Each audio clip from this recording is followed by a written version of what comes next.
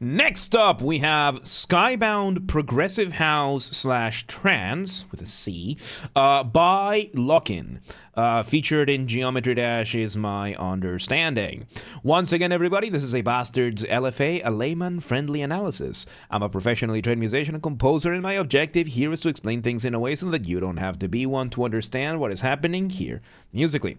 So, if you like the sound of that, make sure you're following the channel, subscribe to the channel, whatever term you want to use, like the video, share the video, leave a comment, turn on notifications, become a member. Once again, if we somehow hit 10,000 subscribers before Christmas of 2025, I will take a single fan fiction of the choice of the community, whatever y'all want, and I will fully voice act, perform, and record said fan fiction. We need to achieve this through legitimate means, though, so no account duping, no botting, no buying followers, nothing like that. Share the videos around, bring people over to the community. Shout the videos out wherever you can, like get shout outs, get collabs, whatever it is, just has to be honest, okay? Hype function on YouTube as well. I don't know how it works, but I know that there's people that do.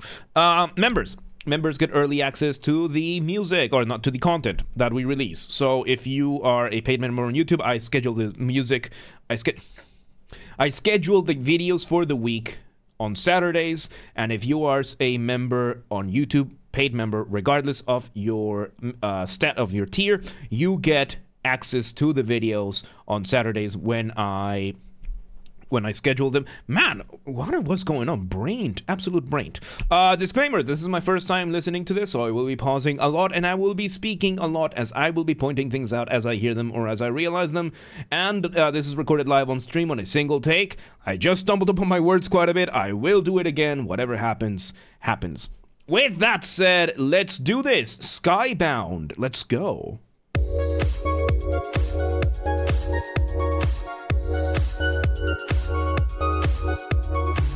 Okay, we start with a few elements. We have our drum and bass giving us our beat.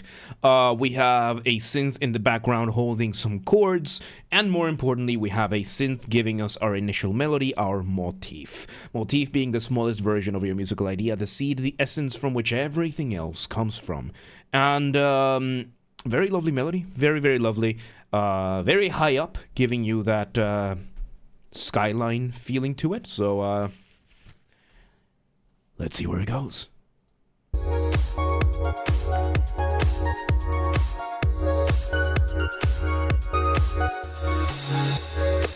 Oh. Okay, the chords are now being side-chained. This song has no soul. Number one, this is not a song. This is a piece of music. This is an instrumental. Number two, if you say this has no soul, I don't know what to tell you, man. That's the pop industry. This does not sound like it. So, oh no, there's a difference between lying and being wrong. I'm just being pedantic over here. You think whatever you want, okay? You think whatever you want. That's your opinion. I'm not here to change it. I'm here to explain things. So, we now have the chords being side-chained, but we did kind of fade out. We obfuscated the drums a little bit to do this. Its house is a very chill composition by design. Soul Critic here absolutely knows.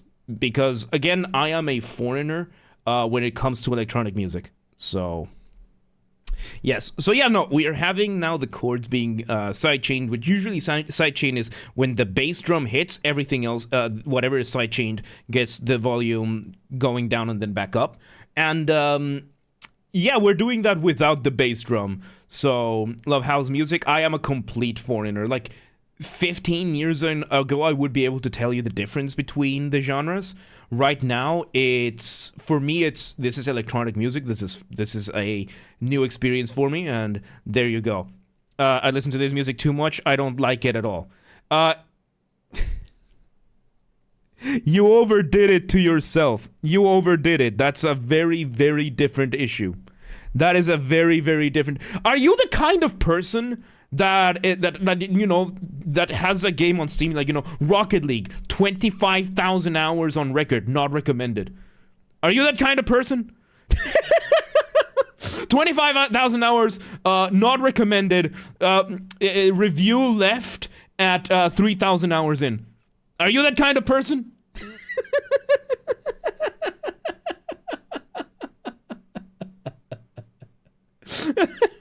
Sorry, I was just Oh, that just it just figured that kind of stuff. Hey, you think whatever you want, man. Anyway, let's continue. Ooh. We keep that motif going. 10,000 hours. It's gonna keep grinding. Yep, there you go. And off the ramp we go. Off the ramp being a colloquial term that I use. Colloquial, by that I mean there's no official academic term for this, or at least I'm not using it for the sake of simplicity. Off the ramp is a transition. Usually it can be as short as a couple of beats. It can be as long as an entire section. Purpose of it is to make your listener feel suspended up in the air at the mercy of inertia, waiting to see where you land. How do you do that? Remove the drums, maybe the bass as well. And over here, the first time it didn't quite happen because we just obfuscated the drums, but they were still there. This time around, we completely removed them. We have brought in the piano, and now we are splicing the motif. So we are only playing portions of the motif for more dramatic effect. And Soul Creek, yeah, gets a lot better at 28,000 hours. Just gonna keep grinding. You are describing Destiny 2. Alright, let's see where this goes.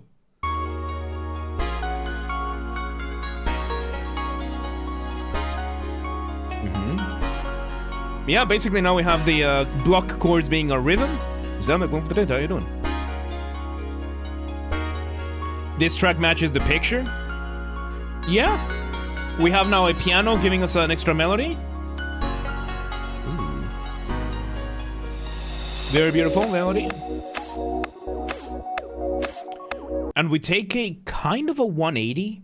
I wouldn't say 180. We take kind of like a 90-degree turn. We just take a hard turn. I'm not gonna say left or right. I don't I don't want to get political. But yeah, we are bringing in pretty much completely new material now. We keep some of the sidechain stuff still there, but we bring a new sounding drum set. We bring new sounding samples. So. Having hard morning, I understand. So let me take it easy, man. Take it easy, okay? All right, let's see. Let me just spread more.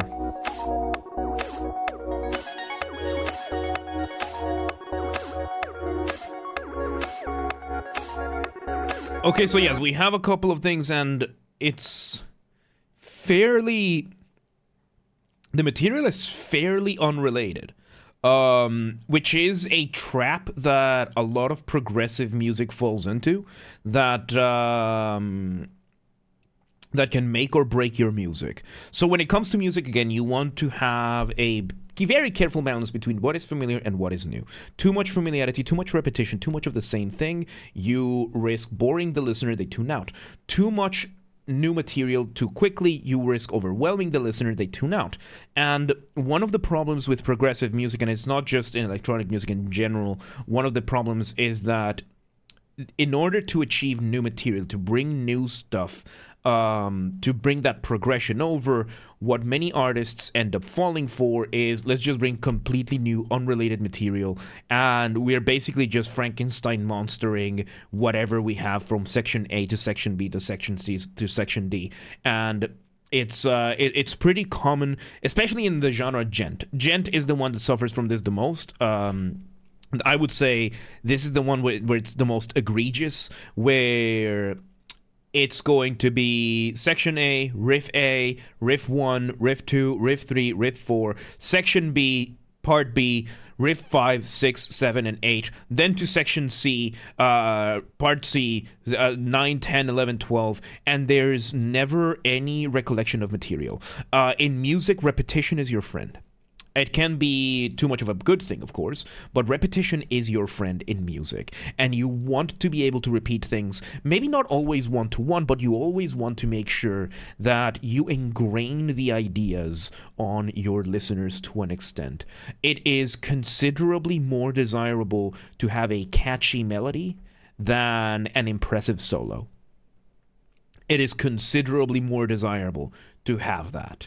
And it is a trap that a lot of musicians, myself included, fall to a lot of the time, that I just want my music, I just want to show off how good I am in my music, or I just want to show off how I can go from this section to this section, and many end up just falling for the trap that ends up being the progressive myth of music, that if I just make another new section, it's going to fix it. Sometimes you just have to take the simple approach of re-exploring what you already have. This is just a bit of a rant. I don't know where this is going to go. But we're already bringing in completely new sounds with completely unrelated material. Let's hope that Lockyn locks in. See what I did there? And brings some of the other sounds back and starts mixing and matching. Let's see where this goes. It's completely new sounds. Even the drums sound different. We do have the side-chained chords in the back, which can work as a connecting thread. So it's not fully 100% unrelated material. We're just bringing new versions of stuff. We're having the other synths giving us these arpeggiated chords, like upgoing arpeggios, which the first time it was up and down, now it's fully up. So it is a sensical enough development. We just changed a lot of the sounds, which, risky move. Let's see where it goes.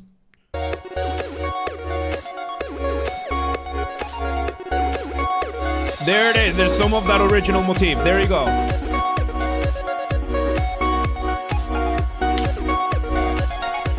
So along with this synth that is giving us those shorter motifs going upwards, we are also including, I would say, callbacks, like just portions. We were already cutting the initial motif a little bit, so now we've cut it a little bit more, and we've brought it back. This is progressive music done right. Because we are still giving you hints and glances back at the original material while bringing new material. I approve. Let's see where this goes. There we go. We're getting now a slower version of that motif. Very beautiful.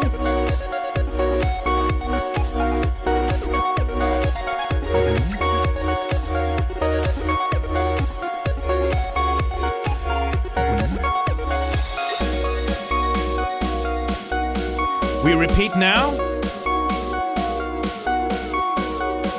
So yeah, I mean, it's very emblematic for house music to just repeat stuff a lot. So we continue the repetition. Now we switch over the drums again. Most of the progressiveness part of this track so far seems to have been primarily in the drums, while the rest is bringing us a very, very cool back and forth between the different parts. I like it. But yeah, now we switched over to the snare, which in house or electronic music means that we're building up for a drop. This is from 9 years ago, so we might get one. Let's see where it goes.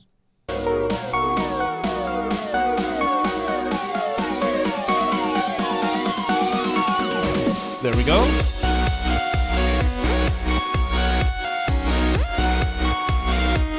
And we get our first drop of the piece. 2 minutes into a 7-minute track. Makes sense.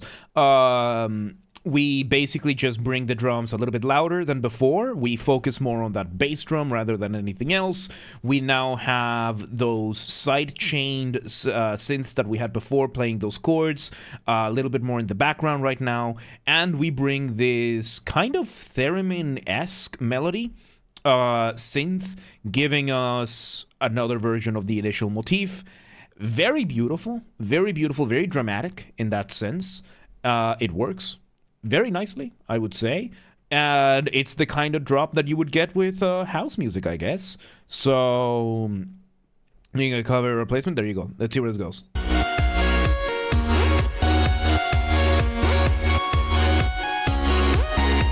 Variation of the melody. Oh, a little fill there. Nice. Very beautiful variation of the melody. And right now we are seeing Lockyn doing something very, very important when it comes to melody. A good way of adding drama to your melody is doing the exchange of first we go down, then we go up. And that is exactly what the melody is doing. We're doing the first part of the motif, then we go down, first part of the motif, then we go up. And it is just having that type of drama. This is I think this is octave displacement. Yeah, it's octave displacement with the very, very final notes. So, octave displacement, once again, is when you take your not displacement. There we go. I can type. I promise. Nico, welcome to the day. How you doing? It's good to see you. So yes, and the X in the middle looks like a Valorant logo. What's Valorant? Oh, that's the Riot version of Counter-Strike, right? Okay, yeah. Do not explain it.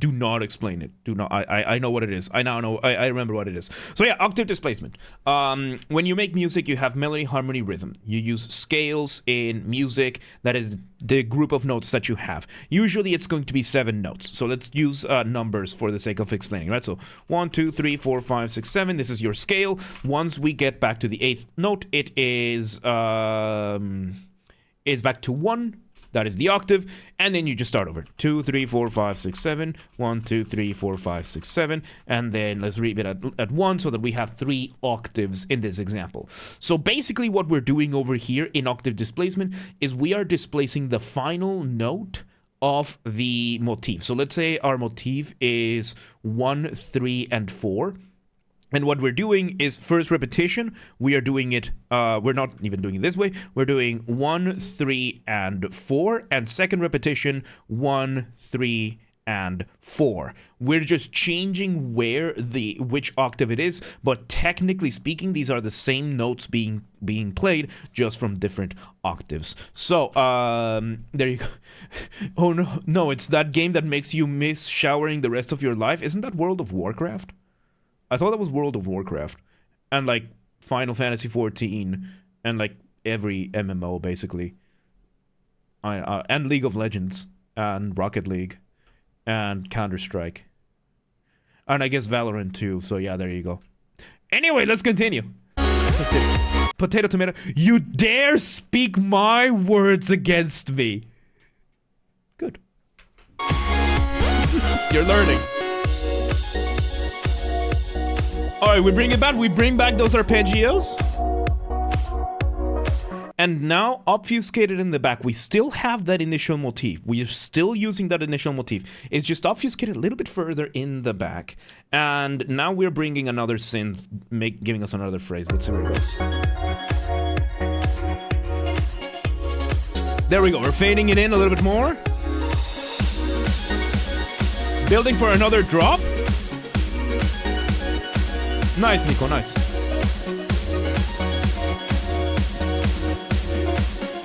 Okay.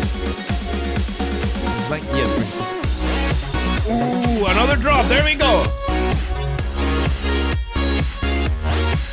And now we sidechain. We are bringing the bass even further front. And we're also sidechaining the melody now. That is basically the entire change over here. We're still using basically the same melody, but just that change in tone and timbre, more than enough to carry this. Let's see where it goes.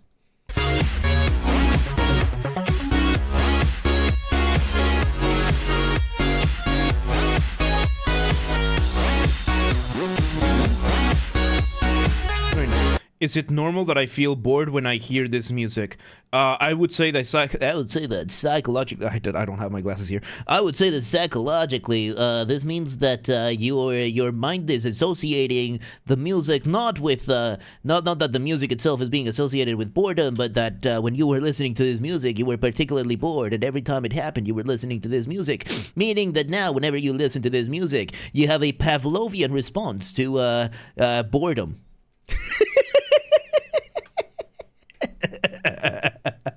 By the way, that's a really good way of studying for tests. Either listening to music or chewing a specific flavor of gum, or like a specific flavor, which is just associating your... Thank you, Nico. Thank you. Love you too.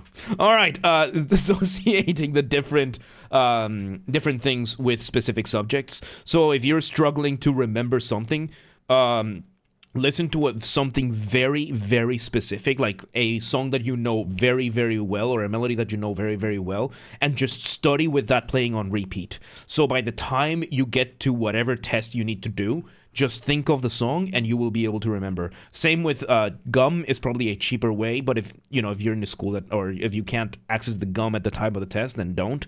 But yeah, that's a way of that. So anyway, let's see where this goes.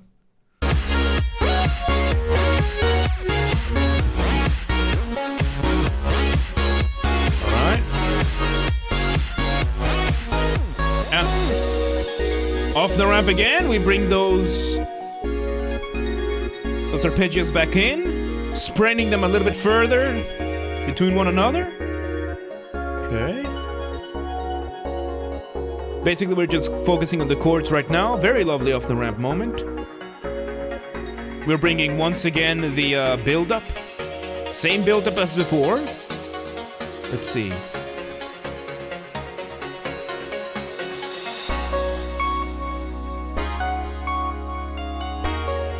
And we engage in recapitulation. Azuzi, welcome to today. How you doing? Welcome to the mosh pit, by the way. Welcome to today. How you doing? So yes, we basically do now what is called recapitulation. We are basically repeating this one-to-one, pretty much, with that partial motif. Very nice way of doing a callback to what we heard before. Let's see where this goes.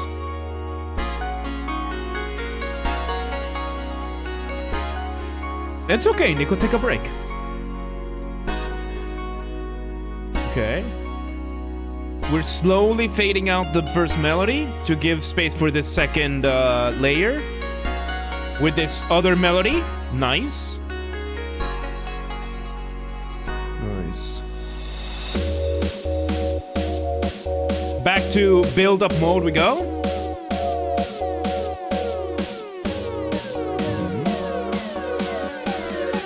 Very stereotypical build-up for house or electronic music. I think house in general. But let's see where this goes. I understand, Nico. Yeah. There we go.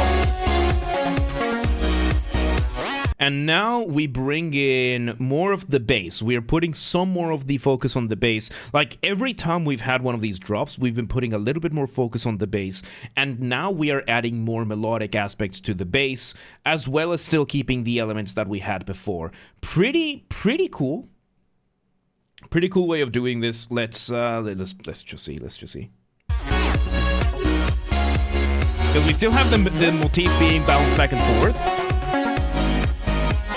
Yeah, and basically we're having some octave displacement here and there, and we are having the motifs being sprinkled here and there, sporadically, I would say, and very. I use Opera 2 for the streams I do. I think I'm the only streamer that I know of that I don't use Opera for my personal browsing. Like, this is exclusively for streaming, because in my personal browsing I use Brave. And yeah, that's it. I have Brave for my personal banking and my personal emails and everything like that. And then I use Opera for the streams. And then I use Chrome for my business. But that's separate. But yeah, no, we're doing this, and I like this. We are bringing in the new materials while still sprinkling to remind us of the old material we've done. Very, very nice. Let's see where it goes.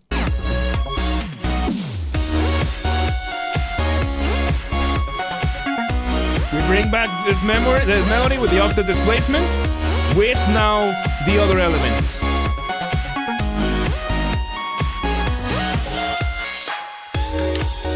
Oh, we calm things down.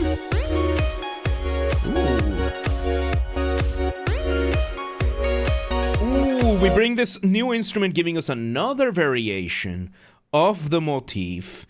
Another variation. This one is, what, a little bit... It's almost like these variations are very subtle. Like the changes are very minimal, but they're working. Let's just see.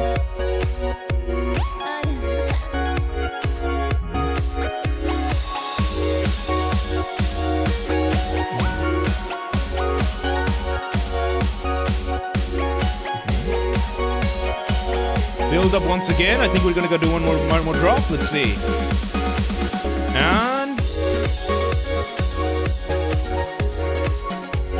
interesting drop. We have now taken away the focus from the bass. We are bringing back the focus to the other stuff. So it looks like we already had the climax, it looks like, at around the 5-minute mark, which is fairly common. Usually your climax is going to be within the last 1 to 2 minutes of the piece, depending on the length of the piece. This being a 7-minute track, it tracks that the climax would have been at the 5-minute mark, which it did. We had a very, very climactic part during the 5-minute mark, and now this dropping of the beat is a little bit more mellow than the previous one, giving us slowly a more and more of a landing strip, so to speak, for this track. We have 1 more minute left. Let's see where it goes.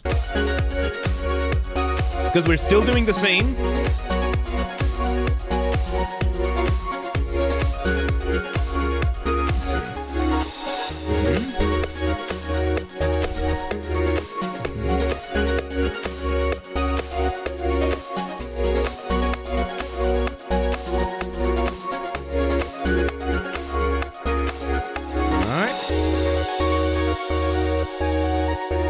Okay, so yes, we resolve that the dropping of the beat by slowly removing elements. Now we are in outro mode, which is a good way of doing an off-the-ramp moment. We just remove the drums. Now we leave the more melodic and chord aspects of this.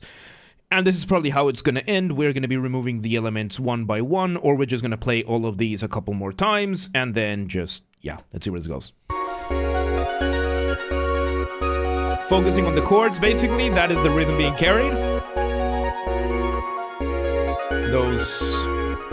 I like the upward going arpeggios, very Skyline-esque. Let's see. How are you gonna end it, though?